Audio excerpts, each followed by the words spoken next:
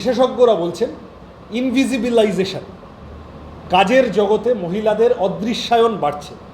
তারা labour force হিসেবে আছেন, প্রোডাক্টিভিটিতে তাদের অবদান আছে, কিন্তু তাদের উপার্জনহীন শ্রম দিনকে দিন বাড়ছে। অনিশ্চিত কর্মসংস্থান, এই যা সরকারি প্রকল্পগুলো আইসিডিএস থেকে শুরু করে বিভিন্ন, এগুলোর স্কোপ কমছে, মিড ডে মিল দুর্নীতি বাড়ছে, মহিলাদেরকে ব্যবহার করা হচ্ছে বিভিন্ন ক্ষেত্রে কম পয়সায় বেগার খাটানোর যন্ত্র হিসেবে। এবং পশ্চিমবঙ্গ সরকার বিইং মহিলা মুখ্যমন্ত্রী গোটা দুনিয়া জুড়ে যিনি ক্যাম্পেইন করে বেড়ান যে আমি নারীদের ক্ষমতায়নের প্রশ্নে দারুণ করে ফেলেছি, তার নাকের ডগায় দাঁড়িয়ে মহিলাদের উপার্জনহীন শ্রম বাড়ছে।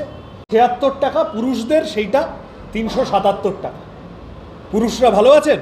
আজ্ঞে না। কেরালাতে ৭০৫ টাকা।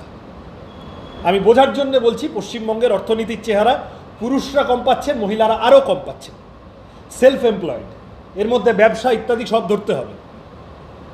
তাতে করে দাঁড়ায় মাসিক পুরুষরা যদি ১২,০০০ টাকা রোজগার করেন, মহিলারা মাত্র ২,৯০০ টাকা রোজগার করছেন। আচ্ছা, এবার আপনি আরবান সেক্টরে চলে আসুন, এটা আমি রুরাল সেক্টর বললাম। স্যালারিড ওয়ার্কার, পুরুষ যদি ২২,০০০ টাকা রোজগার করে, মহিলাদের আয় ১৩,০০০ টাকা। ধরলে বলছে প্রাথমিক স্তরে ড্রপ আউট নেই। আমাদের পাল্টা প্রশ্ন, ২০২৩ সালে ৪ লক্ষ মাধ্যমিক পরীক্ষার্থী কমে গিয়েছিল। ২০২৫ সালে ৩.৫ লক্ষ উচ্চ মাধ্যমিক পরীক্ষার্থী কমে গেছে। ৮,২০০ স্কুল বন্ধ হয়ে গেছে, আরও নতুন করে মার্জার হয়ে যাবে আরও ১,৩০০ স্কুল, তাই তো? ৬,০০০ স্কুল মাত্র একজন শিক্ষক নিয়ে চলছে। এই যে স্কুল সব বন্ধ হয়ে যাচ্ছে, এর মধ্যে কি প্রাথমিক স্কুল নেই? আলবাত প্রাথমিক স্কুলও আছে।